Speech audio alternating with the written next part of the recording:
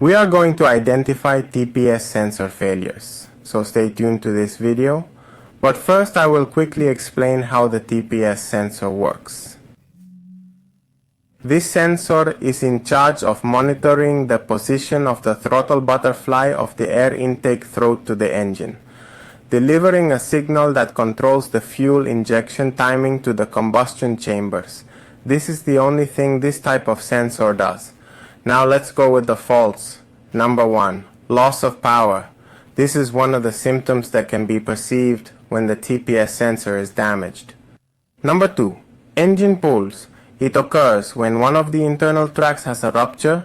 This generates an irregular signal that presents this type of pulse. Number 3. Idle or unstable idle. A problem caused by a bad TPS is the loss of idle control, leaving the engine accelerating or regulating at the wrong speed. This can sometimes be confused with the IAC valve, but no, it is the TPS sensor. Number 4.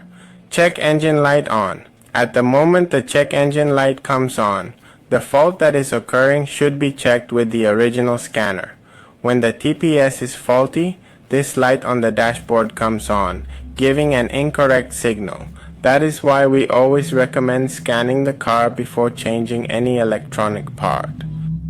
Number 5. The TPS becomes misaligned with temperature. This fault presents itself as loss of idle control. In other words, the engine stays on throttle or regulates at an inappropriate speed under certain conditions. The phenomenon is due to the TPS taking temperature in the engine compartment, modifies its resistance, and the minimum value changes.